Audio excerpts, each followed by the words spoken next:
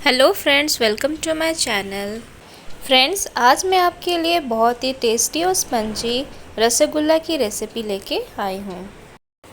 Friends, rasgulla बनाने के लिए हमें सबसे पहले दूध को फाड़ना पड़ता है और इसके लिए मैंने यहाँ पे विनेगर का इस्तेमाल किया है। आप चाहे तो नींबू का भी इस्तेमाल कर सकते हैं। यहाँ पे मैं एक कटोरी में 3 बड़े चम्मच विनेगर ले रही हूँ और इसमें मैं 1 कप पानी मिला दूँगी और एक मिक्स तैयार कर लूँगी। फ्रेंड्स, दूध को फाड़ने के लिए आप वाइट विनेगर का ही इस्तेमाल करें। ऐसा विनेगर इस्तेमाल ना करें जिसमें मिर्ची डली हुई हो। अब मैं इसमें 1 कप पानी मिला रही हूँ जिससे कि मेरा जो मिक्स है विनेगर और पानी का वो तैयार हो जाए।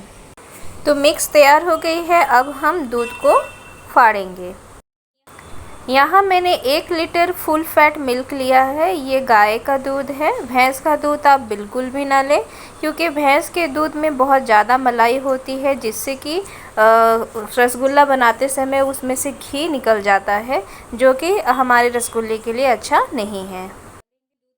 दूध को उबालते समय उसे हमें अच्छे तरीके से चलाना है ताकि उसके अंदर अगर मलाई जमी हो तो वो ब्रेक हो जाए और वो दूध में मिल जाए। मेरी जो दूध है वो सुबह की दूध है, इसलिए इस पे आपको मलाई जमी हुई दिख रही होगी। आप फ्रेश मिल्क भी ले सकते हैं। हमें दूध में बस एक उबाल आने देना है। अच्छे तरीके से दूध उबल जाए फिर हम उसमें विनेगर ऐड करेंगे। तो आप दूध को अच्छे तरीके से उबलने दें। देखिए, दूध उबलने लगी है। इस स्टेज पे मैं गैस बंद कर दूंगी। अब मैं क्या करूंगी, इसे चलाते हुए थोड़ी देर ठंडा करूंगी। 5 मिनट कम से कम इसे हमें इसी तरीके से चलाते हुए ठंडा करना है। इससे एक फ़ायदा ये होगा कि दूध में जो मलाई जमी हुई रहेगी वो टूट जाएगी और दूध थोड़ी ठंडी हो जाएगी जिससे हमारी जो पनीर है, जो छेना है, वो सॉफ्ट बनेगी। तो फ्रेंड्स, 5 मिनट हो गए हैं। अब हम दूध में विनेगर ऐड करेंगे। विनेगर आपको तब तक ऐड करना है जब तक कि हमारी जो दूध है वो अच्छे से फट ना जाए। इसके लिए आपको विनेगर थोड़ी ज़्यादा भी लग सकती है जितना मैंने बताया है, या फिर थोड़ा कम भी लग सकता है। यहाँ पे मुझे 1 और चम्मच विनेगर ऐड करना पड़ा क्योंकि मेरा जो गाय का दूध था वो अच्छे तरीके से फटा नहीं था। दूध को फाड़ते समय एक टिप्स आप ज़रूर ध्यान रखें कि दूध को 1 डायरेक्शन में ही हमें घुमाना है। इससे क्या होता है, पनीर जो है वो अच्छे से फटती है। विनेगर ऐड करते जाना है और दूसरे हाथ से आपको जो दूध है उसको चलाते हुए भी रहना है। देखिए, दूध जो है वो अच्छे से फट गया है। अब हम इसे छान लेंगे। तो एक बड़े से पतीले में हम क्या करेंगे, एक छन्नी ले लेंगे और उस छन्नी के ऊपर एक मलमल का कपड़ा या फिर कॉटन का कपड़ा रख देंगे और उस पे हम ये जो हमारी पनीर है उसे हम छान लेंगे। पनीर को छानते समय थोड़ी सावधानी रखिएगा क्योंकि ये बहुत ही गर्म होती है, तो हाथ जलने की ज़्यादा ही इसमें डर होता है। तो इसे बहुत ही सावधानी से आप छानिएगा। पनीर को छानने के बाद उसमें हमें तुरंत ही ठंडा पानी डालना है। ठंडा पानी यानी कि रूम टेम्परेचर का पानी, फ्रिज का पानी नहीं। रूम टेम्परेचर का पानी हमें उसमें डालना है ताकि उसका जो कुकिंग प्रोसेस है वो बंद हो जाए और हमारी जो पनीर है इससे उसमें डली हुई जो विनेगर है उसका जो खट्टापन है वो भी निकल जाता है और हमारी जो छेना है वो सॉफ्ट बनती है। 2 से 3 बार पानी डाल के हमें पनीर को अच्छे तरीके से धो लेना है। यहाँ पे मेरी जो बर्तन है थोड़ी छोटी पड़ गई थी, इसलिए मैंने एक दूसरा बर्तन में उसे छाना है। तो यहाँ मैंने पनीर को 2-3 बार पानी से अच्छे से धो लिया है। अब इसे पोटली की तरह उठाते हुए रुमाल को इसे अच्छे तरीके से निचोड़ कर इसके अंदर के जितना भी पानी है, जितना हो सके उस पानी को हमें निचोड़ के बाहर निकाल लेना है। आप यहाँ देख सकते हैं मैं किस तरीके से रुमाल को घुमाते हुए इसके अंदर के जितने भी पानी है उसे निचोड़ रही हूँ। आपको भी बस इसी तरीके से पानी को निचोड़ना है। इसके बाद हमें इसके ऊपर कुछ भारी सामान रखना है, सिर्फ आधे घंटे के लिए। तो देखिए फ्रेंड्स, मेरी जो पनीर है, जो छेना है, वो बहुत ही सुंदर से निकल के आई है। बहुत ही इसका टेक्सचर जो है बहुत ही प्यारा है और नरम भी है।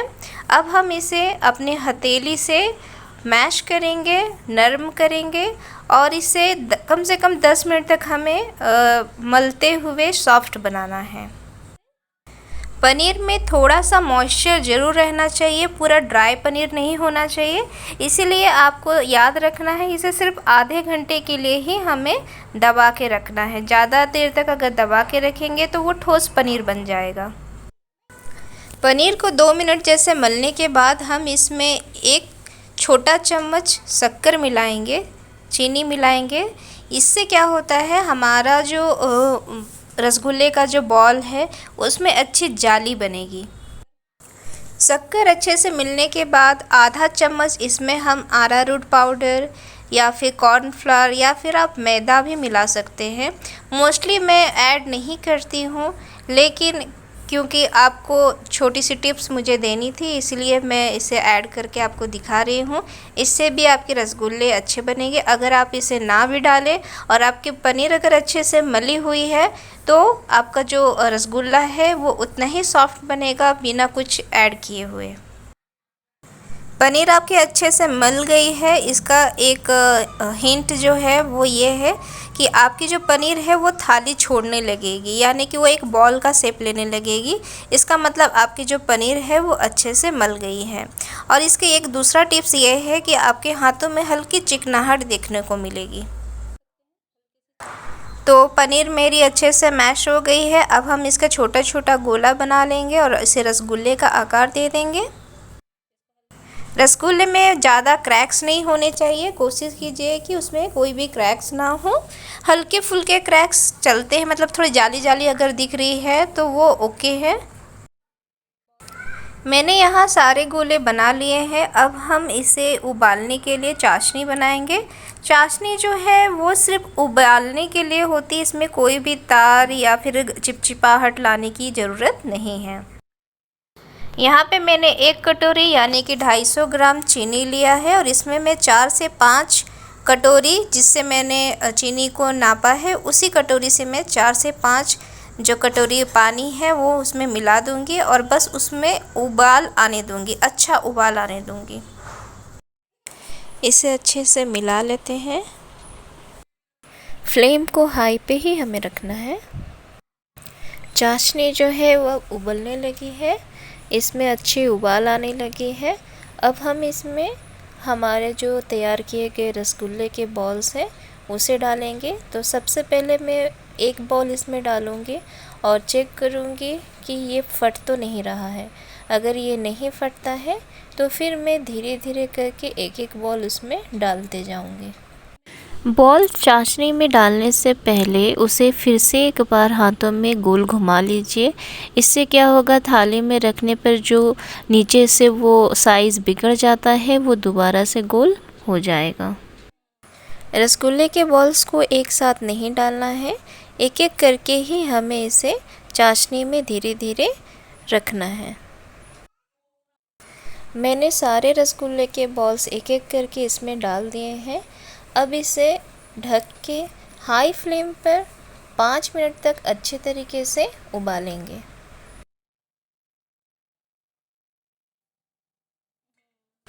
पाँच मिनट बाद आप देख सकते हैं हमारे जो रसगुल्ले का बॉल्स है वो अपने साइज़ के डबल हो गए हैं।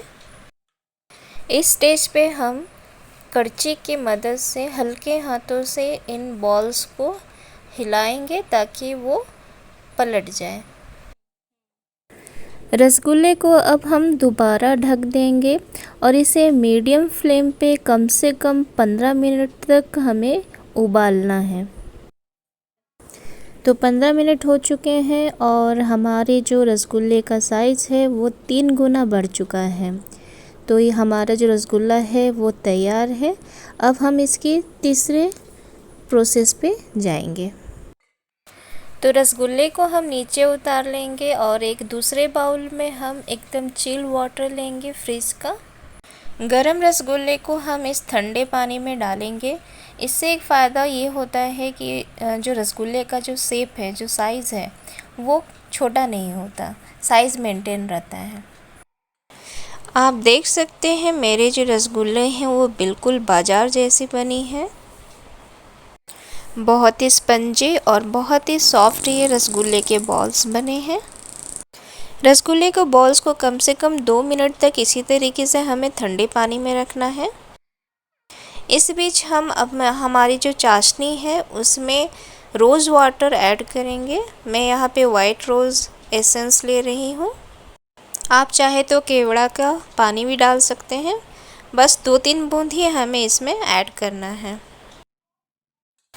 अच्छे से इसे मिक्स कर लेंगे। अब ठंडे पानी में रखे हुए जो हमारे रसगुल्ले के बॉल्स हैं उसे हम हल्के हाथों से स्क्वीज़ करते हुए इसका पानी निकाल लेंगे और उसे एक अलग बर्तन में या फिर जो हमारी जो चाशनी है डायरेक्ट आप उसमें भी डाल सकते हैं। यहाँ मुझे आपको सर्व करके दिखाना था, इसलिए मैंने अलग बर्तन में रसगुल्ले के बॉल्स को डाला है और उसके ऊपर से मैं जो हमारा सिरका है उसे डाल रही हूँ। तो लीजिए फ्रेंड्स, तैयार है घर पे बनी हुई बाज़ार से भी ज़्यादा टेस्टी रसगुल्ले। आप इसे ज़रूर ट्राई करें और कमेंट करें।